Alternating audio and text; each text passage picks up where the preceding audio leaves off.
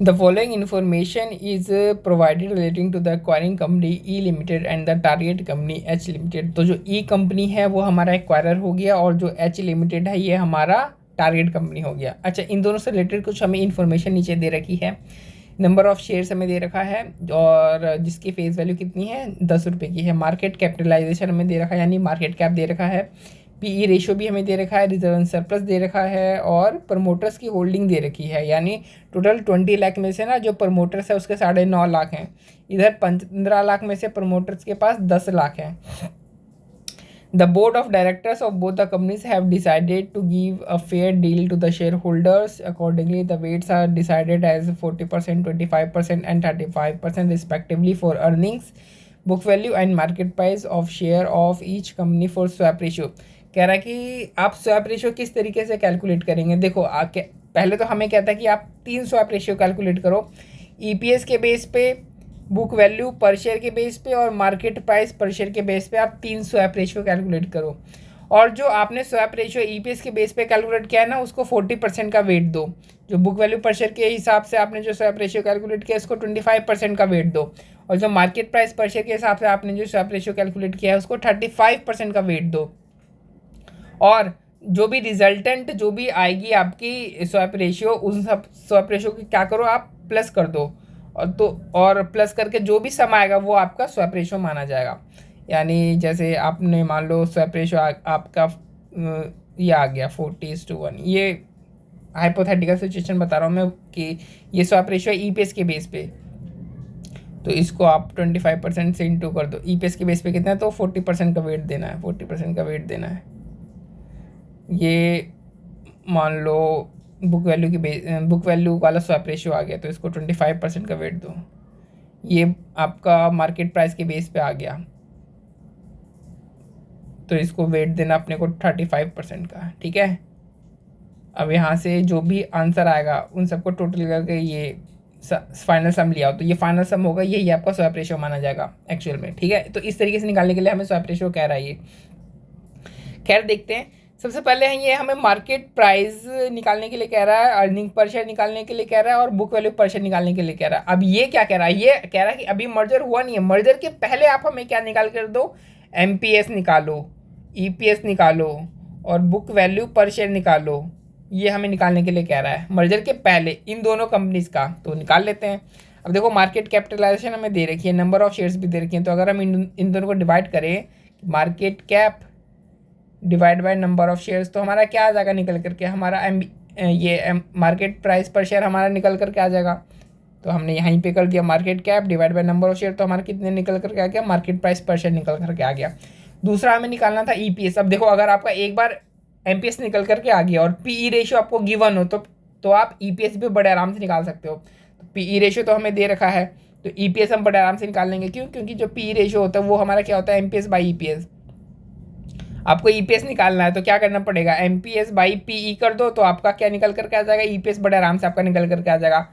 तो market price हमें पता है और इसको डिवाइड कर दो, किससे डिवाइड कर दो, पीई से डिवाइड कर दो। देखो पीई से डिवाइड करना है ना मार्केट प्राइस को, तो हमारा क्या निकल करके आ जाएगा, ईपीएस। तो हमने यहाँ पे ईपीएस भी निकाल लिया। अब हमें निकालना है बुक वैल्यू पर शेयर। तो सबसे पहले तो टोटल बुक वैल्यू निकालेंगे। तो बुक वैल्यू क्या होती है, बुक वैल्यू होती है ईएससी यानी equity share capital plus reserve and surplus minus preliminary expenses होता है, फिर माइनस डेफर्ड रिवेन्यू एक्सपेंडिचर, और ये आपका क्या जाएगा, ये आपका आ जाएगा बुक वैल्यू। लेकिन हमें यहाँ पे कहीं पे भी ईएससी नहीं दे रखा है, प्रिलिमिनरी एक्सपेंसेस नहीं दे रखा है, डेफर्ड रेवेन्यू एक्सपेंडिचर का भी कोई मेंशन नहीं है। अपने को क्या दे रखा है, सिर्फ रिजर्व एंड सरप्लस दे रखा है। लेकिन इक्विटी शेयर कैपिटल हम निकाल सकते हैं कैसे, देखो हमें नंबर ऑफ शेयर्स भी दे रखा, फेस वैल्यू दे रखा है, इन दोनों को प्लस कर दो तो आपका इक्विटी शेयर कैपिटल निकल करके आ जाएगा। तो इन्होंने वही किया है।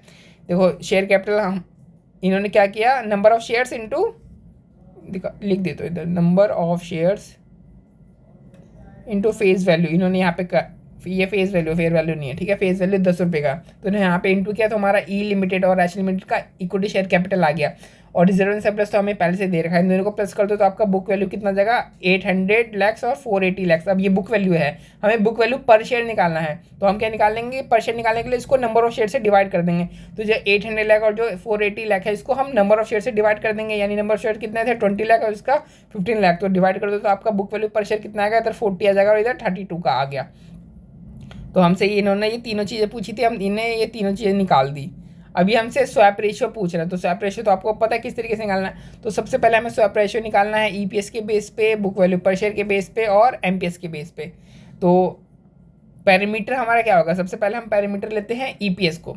तो ईपीएस को अगर हम पैरामीटर लेते हैं तो हमारा जो एक्सचेंज रेशियो होगा वो क्या होगा कि EPS of the target company divide by EPS of acquired company. तो ईपीएस क्या है, 20 टारगेट कंपनी का, और उसका कितना है एक्वायर्ड का 5, तो 20/5 अपना क्या हो जाएगा एक्सचेंज रेशियो। इसी तरीके से बुक वैल्यू का निकाल लो और मार्केट प्राइस का भी निकाल लो, और आपका ये एक्सचेंज रेशियो आ जाएगा। इसको आप क्या करो, उनके वेट से इंटू कर दो। वेट्स आपको पता है, यहाँ पे मैंने बता रखा था किसको कितना वेट दे रखा है, तो उनको उनके रिस्पेक्टिव वेट से इंटू कर दो, फिर जो भी सम आएगा इन सब का टोटल कर दो, तो ये आपका एक्सचेंज रेशियो आ गया। तो यहाँ पे कितना आ रहा है 2.5:1, यानी हर एक शेयर के बदले में एच लिमिटेड के हर एक शेयर के बदले में ई लिमिटेड का 2.5 शेयर मिलेगा। एच लिमिटेड के हर एक शेयर के बदले में जो ई लिमिटेड है अपना 2.5 शेयर इशू करेगा एच लिमिटेड को। तो ये यानी total number of share issue कितने करेगा, तो अगर एक शेयर के बदले में 2.5 शेयर इशू किए जा रहे हैं तो 15 लाख शेयर के बदले में कितने नंबर ऑफ शेयर इशू किए जाएंगे, तो 15 लाख इंटू एक्सचेंज रेशियो 2.5:1, तो आंसर कितना है 37.5 लाख शेयर। तो जो एच लिमिटेड है उसको 37.5 lakh number of shares issue किए जाएंगे, यानी टोटल शेयर्स मर्ज फॉर्म में हो कितने जाएंगे, 20 लाख इसके पास आराम पहले से है, और इसको 37.5 लाख इशू किए जाएंगे, यानी टोटल नंबर ऑफ शेयर्स कितने हो जाएंगे 57.5 lakh total number of shares हो जाएंगे मर्ज्ड फॉर्म में, ठीक है। तो अब हमने स्वैप रेशियो निकाल लिया 2.5:1 का। अच्छा, प्रमोटर्स की होल्डिंग हमें निकालनी है एक्विजिशन के बाद। एक्विजिशन के बाद प्रमोटर्स की होल्डिंग क्या है, तो एक्विजिशन से पहले पता कर लेते हैं। तो ई लिमिटेड में 9.5 लाख है और एच लिमिटेड में 10 लाख है।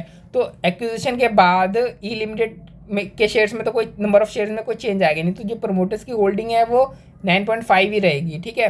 लेकिन जो एच लिमिटेड को जो हम शेयर इशू करेंगे, तो एच लिमिटेड के 15 लाख शेयर्स में तो 10 लाख शेयर तो प्रमोटर के हो जाएंगे।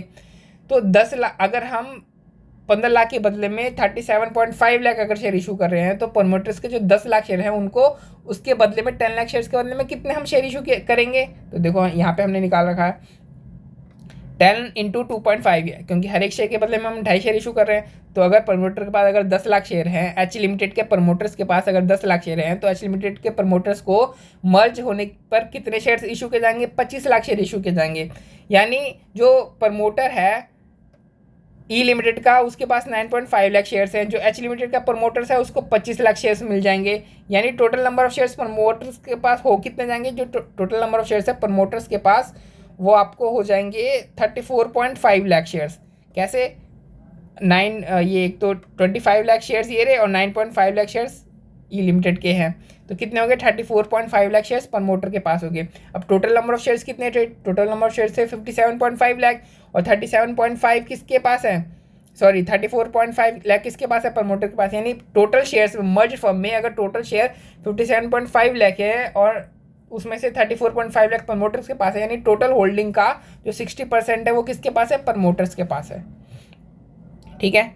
अब फोर्थ देख लेते हैं कि हमें क्या निकालना है एच लिमिटेड का। एच लिमिटेड कौन सा हुआ, एच लिमिटेड हमारा टारगेट कंपनी हो गया। तो टारगेट कंपनी का आपने क्या निकालना है, पोस्ट मर्जर ईपीएस निकालना है। आपने क्या निकालना है, टारगेट कंपनी का पोस्ट मर्जर ईपीएस निकालना है। तो निकाल लेते हैं, जो पोस्ट मर्जर ईपीएस होता है, देखो पोस्ट मर्जर ईपीएस हमें निकालना है। तो पोस्ट मर्जर ईपीएस, तो ईपीएस हम दो तरीके से निकाल सकते हैं। पहला तरीका तो ये है कि अच्छा, जो पोस्ट मर्जर ईपीएस होता है उसका फॉर्मूला मैंने आपको ऑलरेडी बता रखा है ना, earnings of target company plus earnings of acquirer company divide by total number of shares in the merge firm. Total number of shares in merged firm. ये क्या हो गया, ये हमारा पोस्ट मर्जर ईपीएस आ गया, तो टोटल अर्निंग्स कितनी होगी टारगेट और एक्वायर इन दोनों को मिला करके, तो टोटल अर्निंग्स देख लो कितनी हुई है।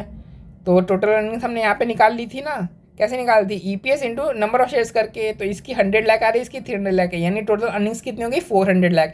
और टोटल नंबर ऑफ शेयर्स हमने ऑलरेडी निकाल रखा कितना 57.5 लाख हमने निकाल रखा ना 57.5 लाख, तो डिवाइड कर दिया हमने 400 लाख को 57.5 लाख से, तो हमारा जो पोस्ट मर्जर ईपीएस आ गया वो आ गया 6.956 का। ये पोस्ट मर्जर ईपीएस है टारगेट कंपनी का, ठीक है।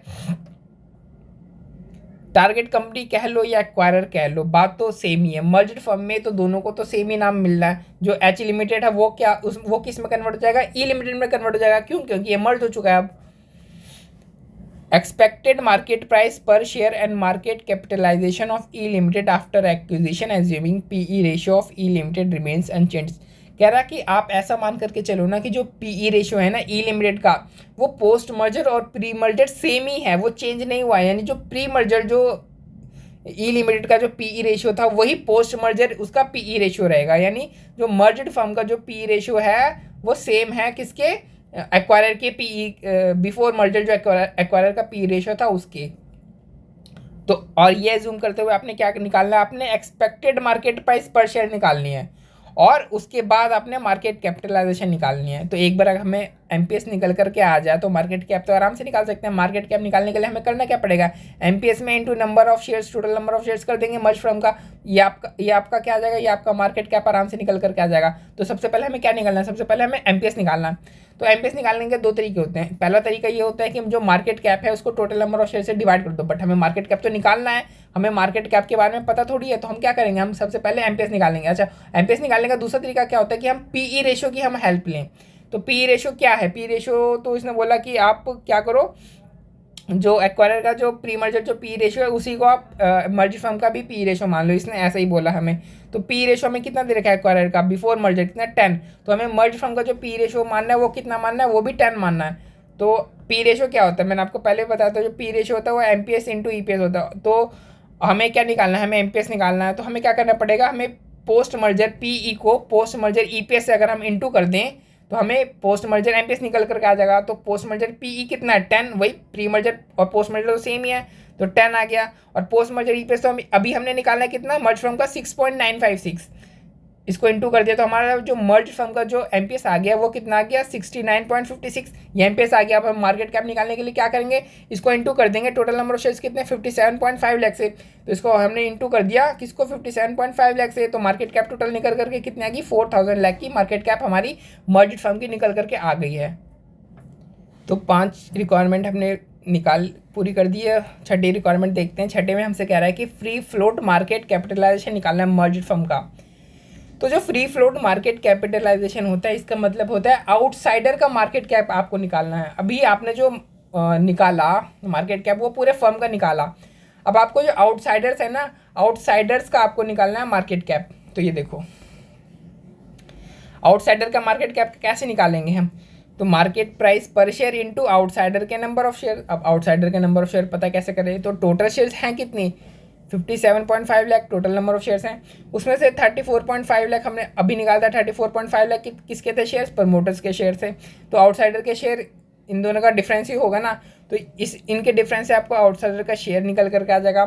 तो आउटसाइडर के shares into market price per share, तो ये क्या निकल करके आ गया आपका, ये आपका फ्री फ्लोट मार्केट कैपिटलाइजेशन है, यानी आउटसाइडर्स का मार्केट कैप आपने निकाल लिया यहाँ पर। तो आपका छठा भी आपका पूरा हो गया। फ्री फ्लोट मार्केट कैपिटलाइजेशन का मतलब होता है जो आउटसाइडर्स का शेयर है ना उसका टोटल मार्केट कैप कितना आ रहा है। तो आउटसाइडर्स के पास मान लो अगर 10 शेयर्स हैं और इंटू एक की मार्केट प्राइस अगर 10 है तो टोटल मार्केट कैप कितना हो गया 100 आउटसाइडर्स का। अगर प्रमोटर्स के पास नंबर ऑफ शेयर्स हैं 5 और मार्केट प्राइस तो 10 है, तो जो प्रमोटर्स है उनका मार्केट कैप कितना निकल करके आ जाएगा 50, 10 इंटू 5 50। इस तरीके से ये सवाल सॉल्व करना था, हमने ये कर दिया बड़े आराम से।